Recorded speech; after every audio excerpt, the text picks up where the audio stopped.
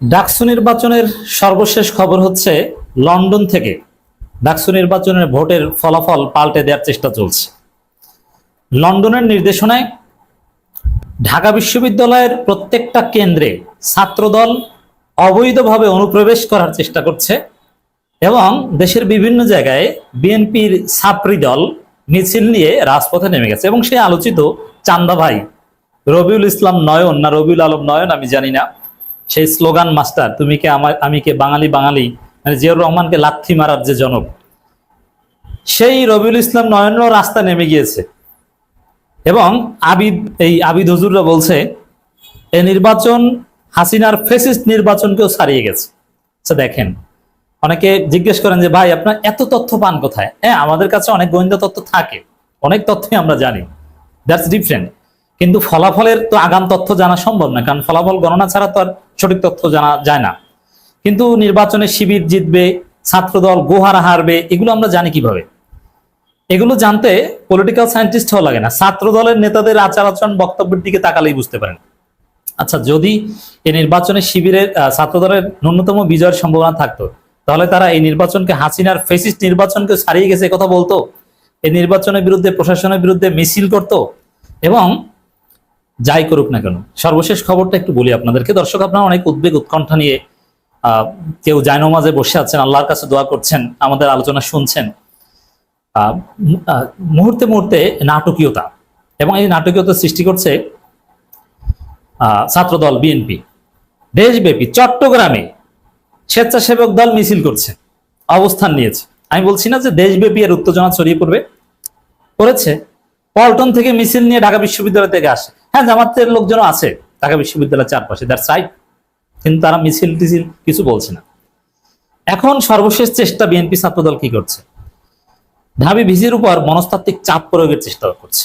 এই যে দেশের বিভিন্ন জায়গায় বিএনপি রাজপথে নেমে যাওয়া এবং ঢাকা বিশ্ববিদ্যালয় মুখে চারদিক থেকে মিছিল নিয়ে আসা, বাংলা মোটর থেকে, পল্টন থেকে, সেই নয়নরা রাস্তা নেমে গিয়েছে, এগুলোর মধ্য দিয়ে এবং ঢাকা বিশ্ববিদ্যালয়ে একের পর এক ছাত্রদল মব সৃষ্টি করার চেষ্টা করছে। তারা ওই টিসি কেন্দ্রে ঢোকার চেষ্টা করছে, গেট খুলে দিয়েছে, তারপর আর ঢুকবে না, কারণ ওখানে ঢুকে কোনো লাভ নেই। এরপরে বিভিন্ন কেন্দ্রে ঢোকার চেষ্টা করছে, শিক্ষার্থীরা আবার সেখানে অবস্থান নিয়েছে, ঢুকতে পারছে না, একে একে এতিমের মতো খালি হাতে ফিরছে। কেন্দ্রে ঢুকে বিশৃঙ্খলা সৃষ্টি করবে, পারছে না। টোটাল ঢাকা বিশ্ববিদ্যালয় সজাগ দৃষ্টিতে সজাগ আছে, কোনো ভিতরে বসে কোনো আকাম করতে পারছে না। যে কোনো সময় ছাত্র দলের অপকর্মের বিরুদ্ধে সাধারণ শিক্ষার্থীরা ফুঁসে উঠতে পারে, সাধারণ শিক্ষার্থীরা রাজু ভাস্কর্যে জড়ো হতে পারে এবং ছাত্রদল ধাওয়া খেয়ে ক্যাম্পাস ছাড়তে বাধ্য হতে পারে। এরা যদি নোংরামি না থামায়, বিশেষ করে এনসিপির এই গণতান্ত্রিক ছাত্র সংসদের ছেলেরা, তারা ঢাকা বিশ্ববিদ্যালয়ের ভিসির সাথে যে ছাত্র দলের চরম বেয়াদবি, এটা কিছুতেই মানতে পারছে না। সার্জিস আলমরাও বার্তা দিয়েছে, এটা সহ্য করা যায় না।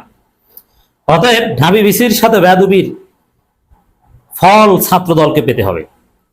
ছাত্রদল তো নির্বাচনে কারচুপির অভিযোগ তুলে দুই একটা মিছিল টিছিল করবে, ওই নৈতিক গ্রাউন্ডে হারিয়ে ফেলেছে। ঢাবি ভিসির সাথে বেয়াদবি করে এবং বিভিন্ন জায়গায় মব করে, বিশেষ করে সে মানামি ম্যাডামের সাথে বেয়াদবি করে। ওরা তো ওদের নৈতিক গ্রাউন্ডে কথা বলার সংবাদ সম্মেলন করে যে কারচুপির কথা বলবে, ওইটার নৈতিক জায়গায় তো হারিয়ে ফেলছে। ওরা তো সাধারণ শিক্ষার্থীদের কাছে এখন ভিলেন। তোরা জানে জেতা সম্ভব না, এই জন্যই বলছে হাসিনা নির্বাচনের চাইতেও খারাপ নির্বাচন।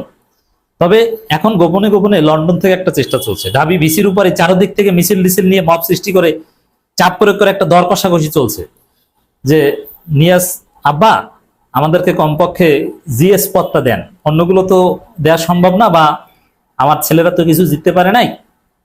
এখন ঢাকা বিশ্ববিদ্যালয়ে তারেক রহমানের লোকের অভাব নাই, ভোট পাল্টে টাল্টে কোন রকম জিএস পদটা ছাত্রদলকে দাও, আর সব জায়গায় ছাত্রদলকে ফোর্থ থার্ড বানাইও না, একটু সেকেন্ড হওয়ার ব্যবস্থা করে দাও, কারণ সেকেন্ড হলে মান সম্মান থাকে, সামনের বার জেতার সম্ভাবনা থাকে। আর এবার যদি থার্ড ফোর্থ হয় আবির, তাহলে সামনের বার নির্বাচনে ছাত্রদলকে কেউ গুনবেই না, ছাত্রদলকে নিয়ে কোনো হাইপই থাকবে না, আলোচনাই থাকবে না।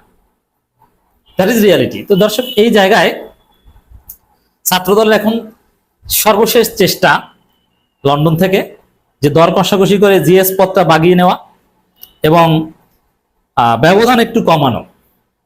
এখন জনগণের সামনে ফলাফল নিয়ে কোনো উত্তেজনা নেই, জাস্ট ব্যবধান কত হয় এটা দেখার উত্তেজনা। আর এটা বুঝতে সায়েন্টিস্ট হওয়া লাগে না, ওই ছাত্র দলের বক্তব্যই যথেষ্ট। তারা মিছিল করছে, ভিসির সাথে বেয়াদবি করছে, মানে পাগল হয়ে গেছে।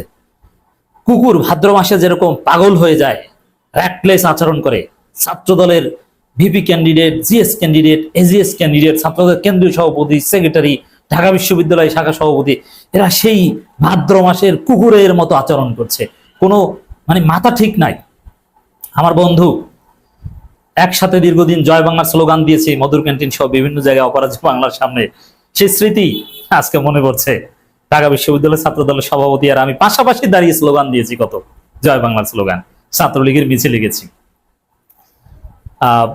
কলা ভবনের পশ্চিম পাশে দাঁড়িয়ে আমি ছাত্রলীগের তৎকালীন বিশ্ববিদ্যালয় সভাপতির সাথে কথা বলার ব্যবস্থা করিয়ে দিয়েছি।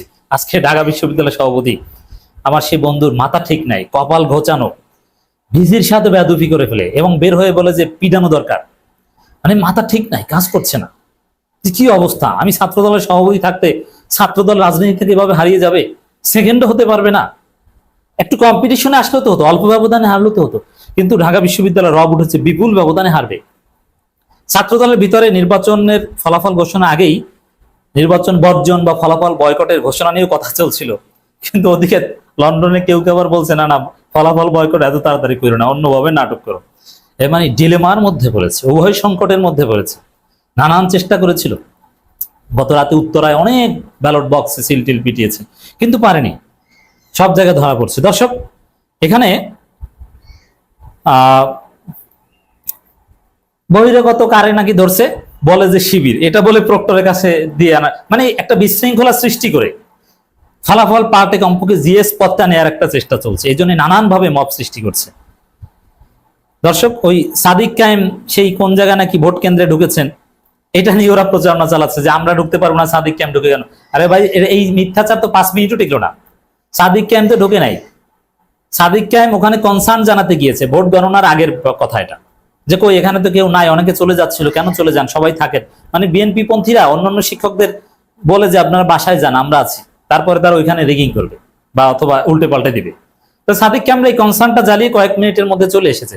ওখানে ভিতরে ভোট গণনা দেখতে অবস্থান নেয়নি এবং ভিতরে যাওয়া যে অযৌক্তিক, এটা সংবাদ সম্মেলনে বলেছে এবং শিবির কঠিন বার্তা দিয়েছে যে না, কোনো কাজ ক্যাম্পাসে বিশৃঙ্খলা সৃষ্টির চেষ্টা করা হলে কঠিন পরিণতি হবে, হাসিনার চাইতে কঠিন পরিণতি হবে, এক প্রকার থ্রেট দিয়েছে।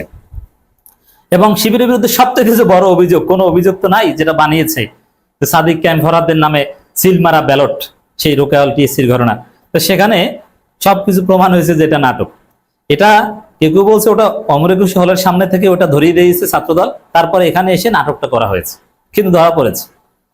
এখানে ওই যে শিক্ষার্থী অভিযোগ করেছে, যে শিক্ষার্থী নামে, সেই শিক্ষার্থীর পাশে থাকা একজন লিখেছেন, ব্যালট পেপার আগে থেকে সাদিক ক্যাম আর ফরহাদ ভাইয়ের ব্যালট দাগানোর ব্যাপারে যে এটা ছড়াচ্ছেন, আপনাকে কিন্তু আমি চিনি।